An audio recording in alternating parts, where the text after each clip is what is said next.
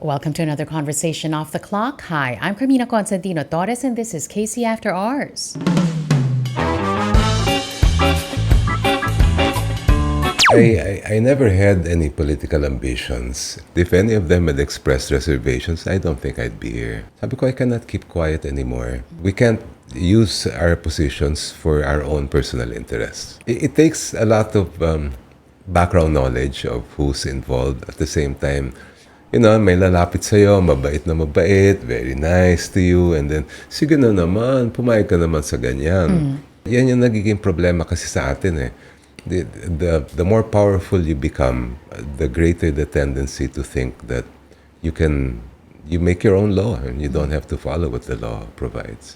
Kung bawat ahensyang binanggit natin po ngayon lang, parang merong pagkukulang, merong pagkukubli, kanino pa maniniwala ang taong bayan?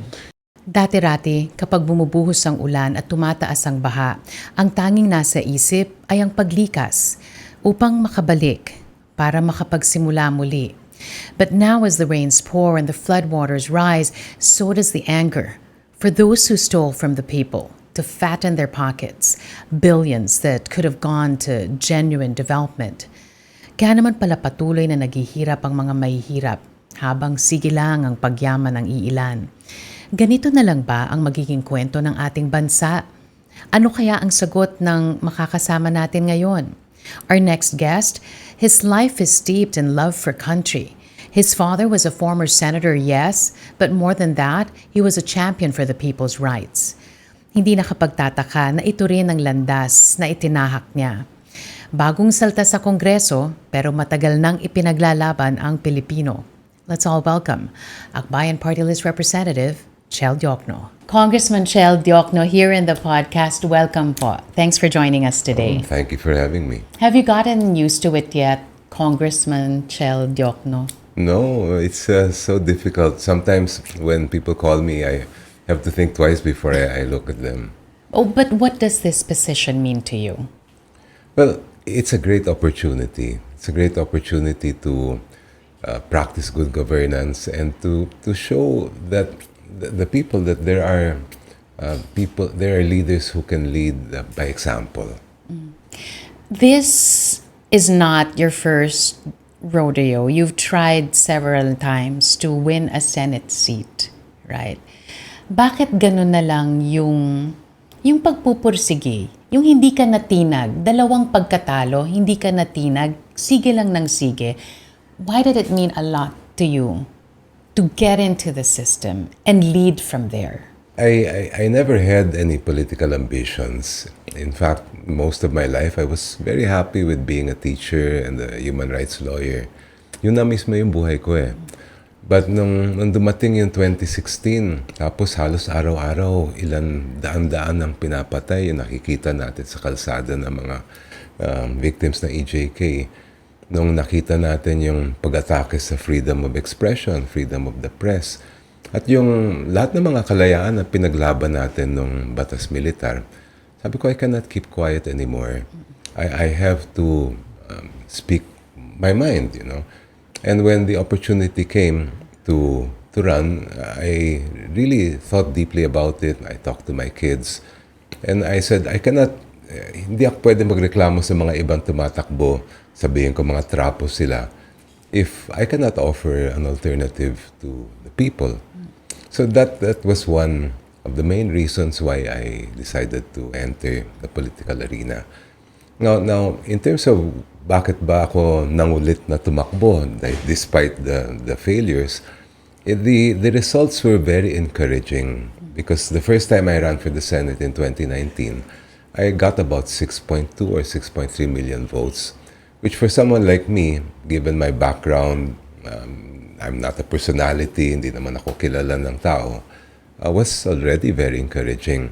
When I ran in 2022, I got about 10.3 million votes, which again was a big sign for me. So sabi ko, okay, maybe it takes time for people to get to know me.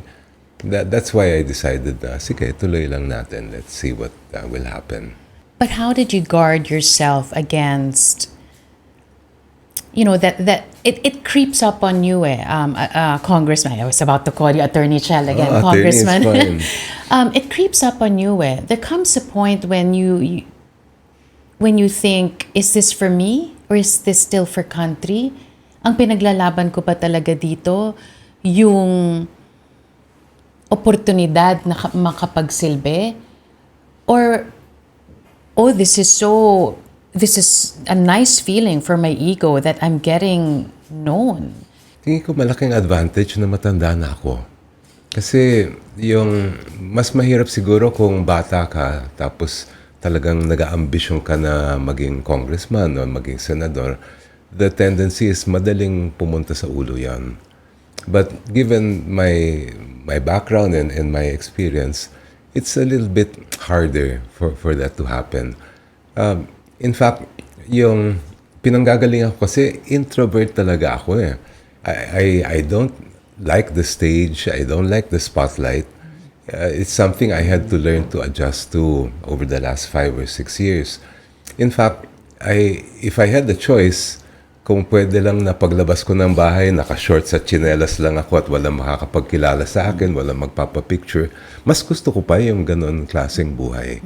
Pero tanggap ko na ngayon na this is it. I mean, this is how I'm known. I can't leave the house without people asking, for a picture or approaching me. But I, as much as possible, try to remember, and to remain grounded. You said a while ago that it wasn't an easy decision, that you had to talk to your children about it. Did they have any misgivings that you were for the first time you're gonna throw your hat into the ring, and then for the second time you're gonna go for it again, and for the third time sige lang ng sige? Ano yung nararamdaman ng mga anak mo? Surprisingly, I was kind of shocked when they all expressed full support from the beginning. In fact, two of my children are part of my team since I first ran in 2019. Of course, I'm sure you know Direk Pepe. Of course. Yung kapatid niya isa, si Abe, is also really has been very helpful. In your social media campaign and your social media awareness among the youth, paano nyo ginawa, or meron ho ba kayong input din doon na, okay, I'm gonna do the cute stuff, yes, pero wag mawala yung sarili ko ha. Kasi parang consistent pa rin. You're still soft-spoken. You're still the Attorney Chell that we've come to know. Malalim pa din. Hindi nawawala sa trend. Is that by design? Is that how you wanted it? Or you just trusted Direk Pepe? Yes, basically I listened to him. In fact, that's the funny part. Minsan sinasabi ko yan eh. Imbis na akong nag-uutos sa kanya, siya ang nag-uutos sa akin. But at the same time, the nice thing I like about Pep is that he never tried to change me. He never tried to say, dapat ganito, mag-ibahin mo yung dating mo, yung look mo, walang ganon. And I also made that clear from the start. Sabi ko, I'm not, in fact, yung mga cute stuff, na hirap ako, in the beginning. It's only when I felt comfortable in front of the camera that I could kind of let my hair down. You're now comfortable? A lot more than I used to be. How important is it that your children have that buy-in into this potentially life-changing decision that you had to make? Oh, super important. If any of them had expressed reservations, I don't think I'd be here as a Ganon public person. ka-importante. Yeah. Bakit importante sa inyo yung suporta ng mga anak ninyo? We have a special bond. I made it a point to be there when all of them were born inside the delivery room. And from that time, iba yung hawak-hawak mo yung anak mo mula nung napanganak sila. So that kind of bond, I think, is there's no comparison to any other bond in the world. So that matters so much to me. A while ago, you said you were surprised that they actually supported, because you were expecting that they wouldn't? Or you were hoping na, No. na walang moo? I thought that they would say okay, but I never thought that they would be very encouraging about it. And that's when I realized that yung tingin nila sa akin was more than I thought. When I told them about the plan, they said, we've been waiting for you to say that. for some time. So that's really what surprised me. Was that an affirmation as well as a father that you raised them well? Yes, and I'm so proud of all my kids. They take care of each other, and sometimes I only learn about it after. Kasi malalaki na sila. Yes, many of them live apart already. Kaya it's something I'm very proud of. Where did you get that kind of parenting style? Was this something that you had with your father as well, or was this something that you on your own learned? Well, I think a lot of it came from how my parents treated us children. I don't remember my parents ever being condescending to us or treating us like little kids. Maski nung maliit pa kami, yung pakikipag-usap nila sa amin was really more on a higher level. And I appreciated that a lot. I wanted to make sure that my kids also got that same kind of experience. Let's talk about Philippine politics. Congressman Diokno, it's become an unrecognizable monster. And here you are, willing to go into the belly of the beast. Kinabahan ka ba nung una na, ito na, I've got my children's support, nanalo na ako. Kailan mo na napagtanto na, teka, or meron bang ganun na, iba pala tong napasukan ko or pinasok ko? Hindi naman sa ganon. But when I started in Congress, of course, I had no real idea of how it was to be there on a daily basis. I had an idea from the outside looking in, pero syempre iba yung araw-araw na nandun ka. And it was, in the beginning, a bit overwhelming kasi ang daming nangyayari. You have many roles to play as a member of Congress. But at the same time, I wanted to also make a point. That there is a good way to lead, to be part of government. And that's why, para sa akin, for example, nung nagsimula yung Infracom, nung naisip ko, sabi ko, we have to show the people that we are serious. If Congress is going to investigate the flood control projects, then dapat tayo ang mauna na ipakita natin na wala tayong tatago at wala tayong tatakpan. So, and I think many of my colleagues were taken by surprise when I moved that we all make a full disclosure of our conflicts of interest.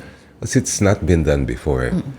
Pero ang gusto ko sanang mangyari doon ay mamulat din sila na we're here for a reason and we can't use our positions for our own personal interests. That it shouldn't be business as usual. Yes. Iba na kasing nangyayari ngayon, Congressman Diokno. So pag sinasabi natin you're inside the belly of the beast, is it as ugly as we think it is? Ngayon na nasa loob ka na. Not exactly. It's everything. I'd say 95% of the relationships in Congress are very cordial and very polite. You hardly get into heated exchanges. But at the same time, you know that there are different agendas. There are different reasons why some members of the House behave in certain ways. So, syempre, at the same time, you want to make sure that hindi ka naman mapasok doon sa mga ganun klaseng mga bagay. Kitang-kita nyo ba ang laro? You mentioned agenda. Nakikita nyo ba yung laro? At klaro sa inyo na hindi ako makikipaglaro dito sa isang grupong to, dito sa kabila. It takes a lot of background knowledge of who's involved. At the same time, it takes also a lot of being aware and mindful of what's happening. It's a good thing that tatlo kami sa akbayan na naupo because we have the benefit of each other's counsel. At the same time, my background as a trial lawyer has made me very aware that when people speak, they may have other reasons for saying what they're saying. When they vote or take certain actions, it may not be for the obvious reasons or for what they claim to be the reasons. is it true that they say that when you enter politics, Philippine politics, most especially, that you should be prepared to play? Handa ka dapat makipaglaro. At dyan kasi nangyayari yung mga kompromiso. Nalagay na ho ba kayo sa ganong klaseng posisyon? At tingin niyo ho ba mangyayari yon? Hindi ko gagamitin yung salitang laro when it comes to my own actions and decisions in the house. Malamang at nakikita ko rin naman yan. In fact, that's the kind of terminology that we have in conversations. Ano kaya ang laro nito? Bakit ganun ang final niyang motion? O bakit ganun ang ginawa niya? But for me, and I can speak for the rest of us in Akbayan, we have a very clear platform and set of principles. So any decisions we make are always based on those standards as well as my own personal standards and principles. Kaya, and it has to be, I don't think it's possible to operate in Congress by making hasty or quick decisions. That's one thing I would counsel younger legislators to avoid. Dahil doon ka madaling mapasok sa laro. You know, may lalapit sa'yo, mabait na mabait, very nice to you, and then, sige na naman, pumayag ka naman sa ganyan. Maybe because of my age, hindi ako nadadala sa ganyan. You know? But a certain level of being firm and resolute, I think, is very important. Do you think that how you built your career these past decades sort of serve as your shield as well for these compromises that may be going your way? And yes, I think that in many ways, both as a legal practitioner and now as a legislator, legislator, my reputation kind of precedes me. So kilala na rin ako, maski na nagpa-practice ako na wala akong ginagawang kalokohan. I go by the rules and what's allowed by our rules and ethics. So it's never been, I've never been offered any bribes or ang natatanggap ko death threat, pero hindi naman yung mga financial or other types of influence or that type of temptation. Hanggang ngayon may death threats pa rin po ba? Ngayon hindi na, trolls na lang. And you don't see them as a threat? To me, it's a part of being a politician in this modern age. Yung sinabi nyo kanina na baka merong makipag-usap, ganyan, or mag-attempt, mag-bribe. Kapag meron bang gano'n na nangyari, makakaasa ho ba ang publiko na kayo mismo ang magsasabi na may pagtangka? Oh, of course. I don't think that anyone will dare do it. But if ever it does happen, I would be the first to bring it out. Let's talk about compromises. Is it possible to succeed in the current, status of our politics here in the Philippines without compromising? Give and take is what I'd call it. But give and take must not include giving away your principles and what you truly believe in. So kung may mga bagay na okay lang, sige, sasakyan ko yan. As long as it doesn't affect you as a person and your core values, I don't think that that's something that you can avoid. Is this also something that you've learned through the decades, or is this something that you got from your parents as well? Kasama yon. But that's a big learning process because you'll be, as a legislator, you'll be faced with those choices every day. What serves as your core, Congressman Diokno? Because, it's always going to be there, the push and pull, the, come over to our side, or maybe you could look into my agenda, maybe that's your agenda as well. But what keeps you, true to your core and true to the principles that you have?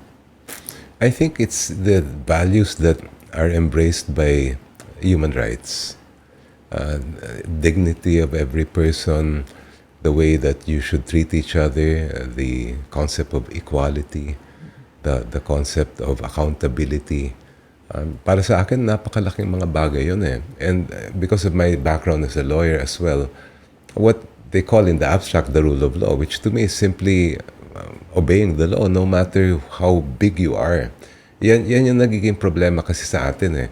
The more powerful you become, the greater the tendency to think that you make your own law and you don't have to follow what the law provides. Which brings me to, this quote that your father once said. He said, "We must view public office as a way to serve the people, not to profit at their expense."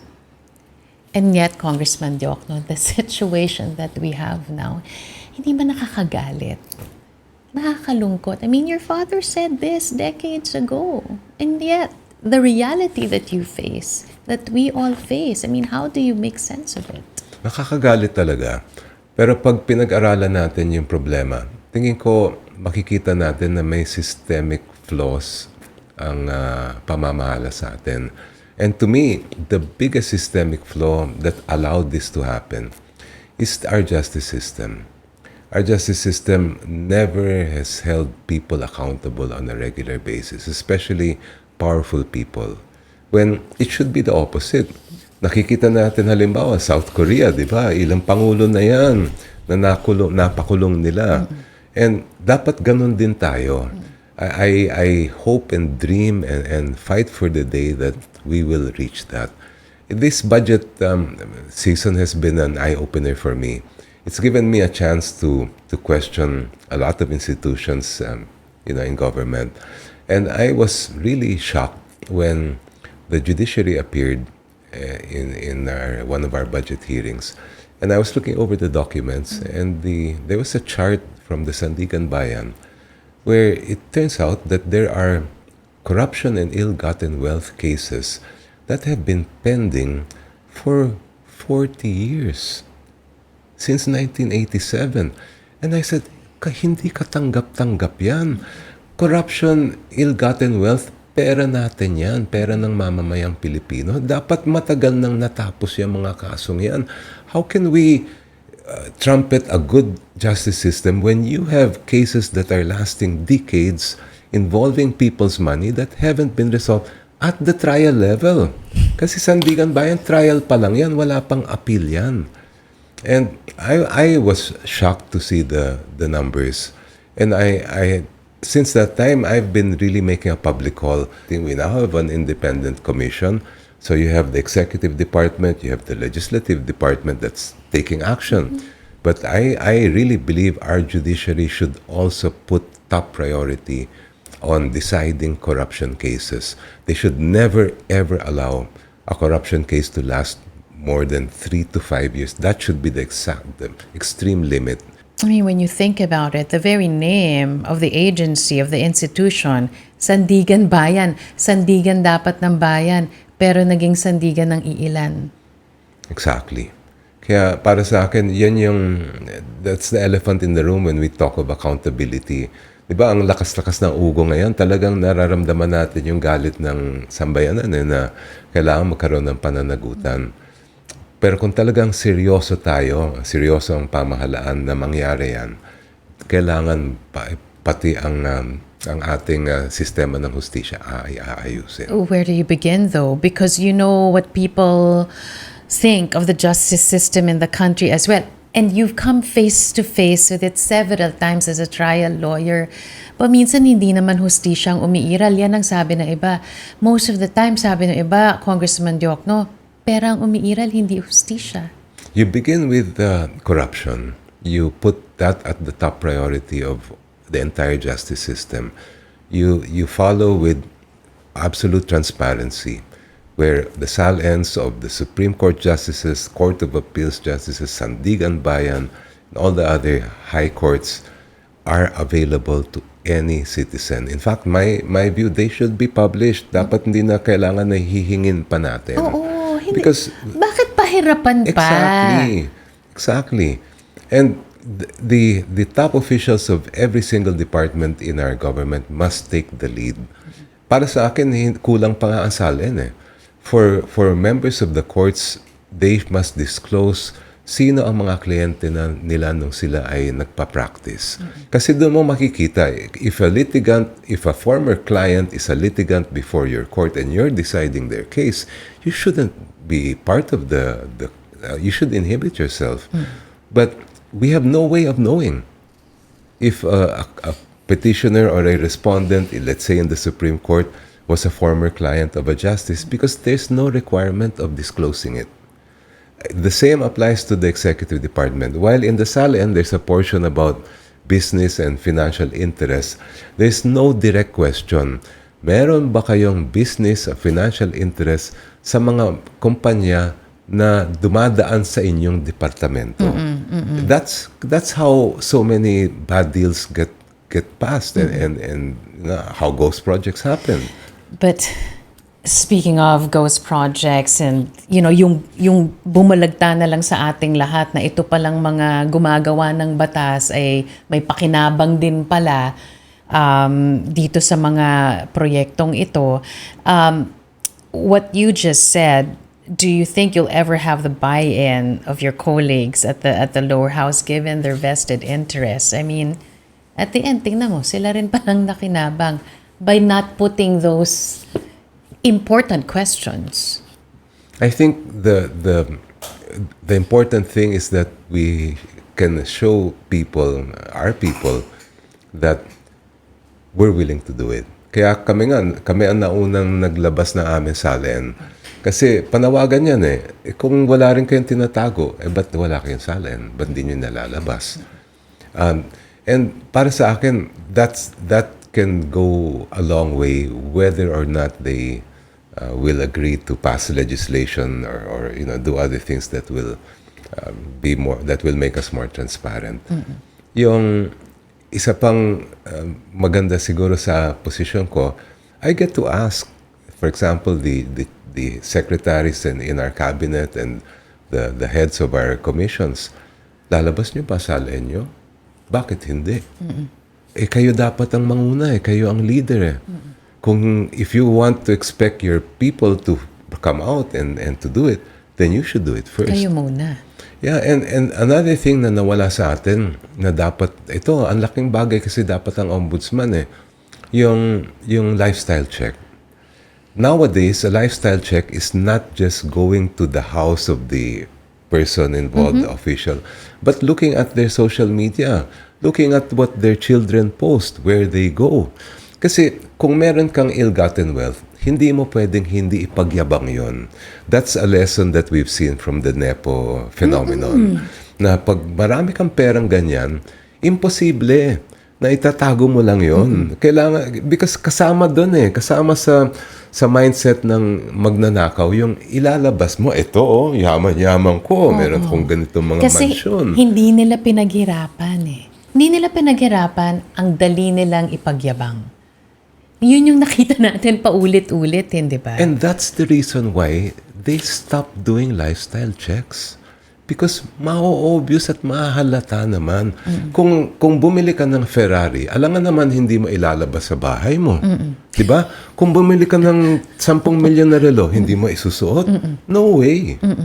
And that's why galit na galit ako noon nung nagsimula yun. Bakit walang lifestyle check? So bakit nga? Anong sagot? You have to ask the people who occupied the ombudsman position. The last ombudswoman I recall who did lifestyle checks was Justice Conchita Morales. Mula noon, wala na akong naalalang nagko-conduct ng lifestyle check. But yet, that is such a big deterrent. Congressman Diokno, you mentioned lawmakers, you mentioned the judiciary, now you mentioned Sandigan Bayan, you're mentioning the ombudsman. Kung bawat ahensyang binanggit natin po ngayon lang, parang merong pagkukulang, merong pagkukubli. Kanino pa maniniwala ang taong bayan? Kaya kailangan natin na boto ng mga leader natin na willing na gawin yan. And given the situation, it has to start from the top. Kaya for me, the coming elections in 2028 will be crucial for the future of our country. Maganda yung mga nakikita natin sa huling halalan. na mas marami mga youth ang involved, mas malaki yung youth vote, kumbaga. At sana, panawagan ko rin yan sa lahat ng mga kabataan na let's be more active and let's make sure we elect a leader, a president who is willing to put every personal interest aside and appoint people who will make it happen. The Office of the Ombudsman is a very, very crucial position. Hindi pwedeng kung sino-sino lang ang i-appoint dyan. Yung heads of the independent commissions, Commission on Audit, Commission on Elections, hindi pwede rin na kaibigan lang nila, kakilala nila yung ilalagay nila dyan. Kailangan yung talagang interest ng taong bayan ang isusulong. And speaking of yung interest ng taong bayan, nandito yun ngayon sa mga flood control projects. Sa paglustay ng pera ng bayan. I mean, it's unbelievable the amount of money that we're seeing, Congressman Diokno. Pero kayo po, from where you sit, anong nakikita niyong mali? Any red flags that you're seeing in the course of this investigation? Not so much the details and the revelations, but red flags that make you think, teka nga muna, may mali dyan ah. Tingin ko, meron tayong isa rin pagkukulang pagdating sa mga exposés na ganyan. Lalong-lalo na ito na trillions of na pera natin yung involved. Pagka kasi ang Kongreso ang mag-investigate, yun na nga, meron ng mga naisasangkot na mga, whether you talk of the Senate or the House of Representatives. Sa ibang mga bansa, meron silang mekanismo. Ang tawag doon ay independent counsel, where because Congress knows that there may be members of the House that are involved, they will not conduct the investigation. Mm-hmm. They will designate, let's say, a retired justice or a panel of known lawyers and other experts who will do the investigation for them. All right. This will be public hearings. They will have access to experts. They will have access to documents and other evidence. And they will have the power as well of contempt. And that's why you filed that bill. Yes. Because without the power of contempt, paano mo makokompel yung production ng ebidensya at yung paghaharap ng mga testigo? The second power that is very important is the power to provide or at least coordinate with the agencies that provide immunity when you have whistleblowers. Yung ganitong kaso na bilyones ang bawat proyekto, walang lalabas dyan kung lalo kasi to prove who is the real circle of people behind it, you need someone who is familiar or part of that circle. So nakasala din yon. And para humarap siya, kailangan meron pa rin siyang kahit papano some form of protection or immunity.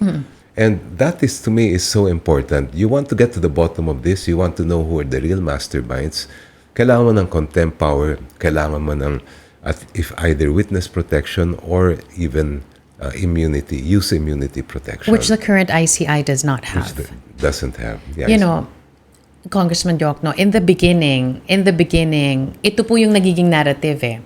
Sige, simulan sa EO because there's a sense of urgency. Tapos may dalawa namang, may kambal po yung bill ninyo sa Senado. Senate President Tito Soto pa ang nag-file.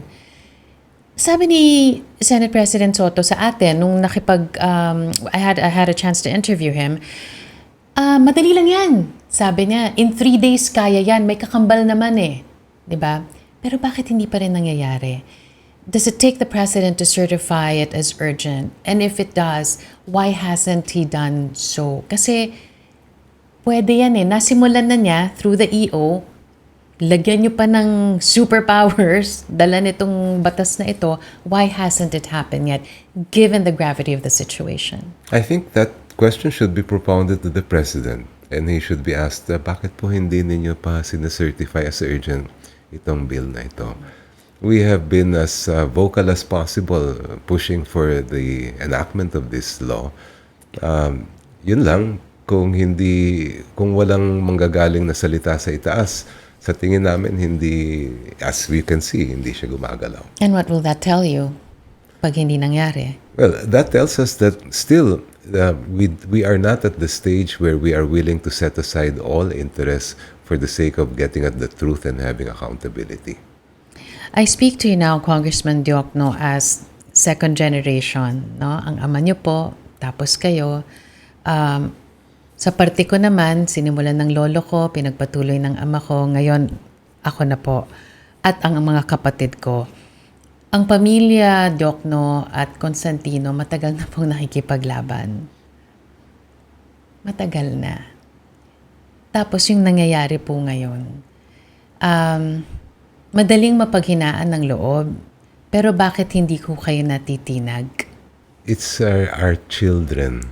And I'm not speaking only of my children, but all of the youth of our country. Itong huling 6 o 7 taon na nabigyan ako ng pagkakataon na umikot sa iba't ibang sulok ng Pilipinas. Ang dami kong nakakausap ng mga kabataan. Kahit saan ka magpunta, iisa lang naman yung kanilang hangarin at iisa rin ang kanilang puso. They want a country where they can freely express themselves, where they can be sure that there will be accountability, and where they have the security of person that they can be happy. Simple lang naman ang gusto ng Pilipino, di ba? We're not complicated.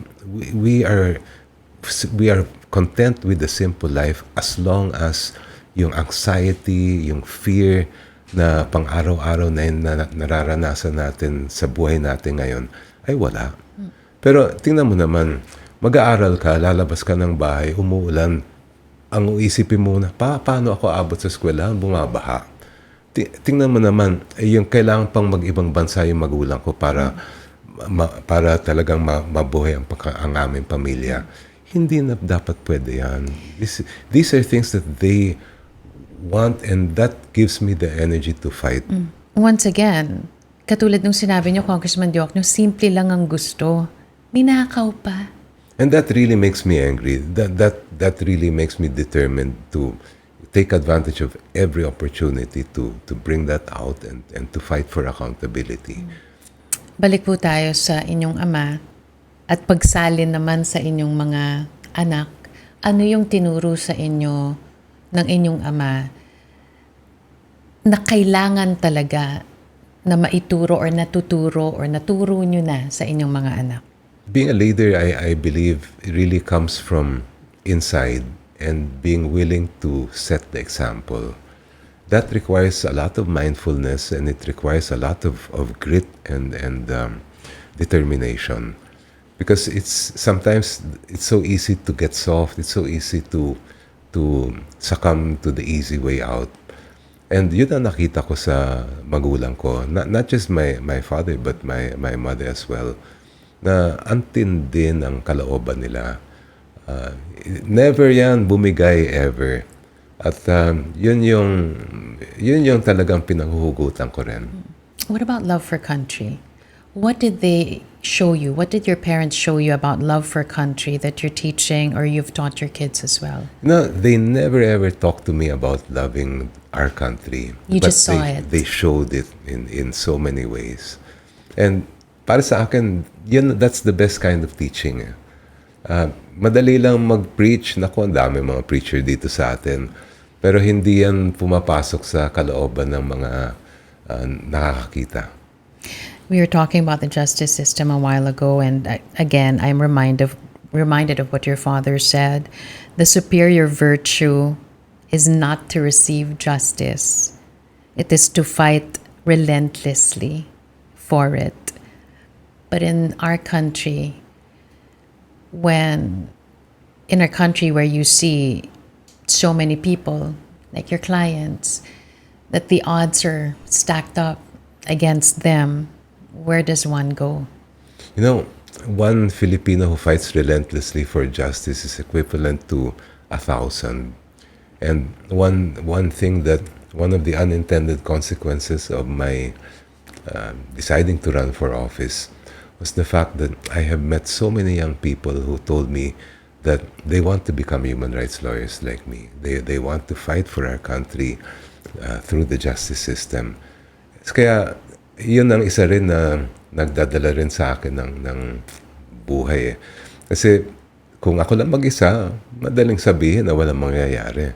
Pero pag 100 yan o 1,000 na mga ganyan ang mga Pilipino, then we have not just a chance, but we have the best opportunity to make real changes in the Philippines. And so we end by asking you this question, Congressman Diokno. Sa dami ng nangyayari sa bayan natin ngayon, kung kayo po ang tatanungin, saan ba patungo ang bayan natin? Ano ang sagot nyo?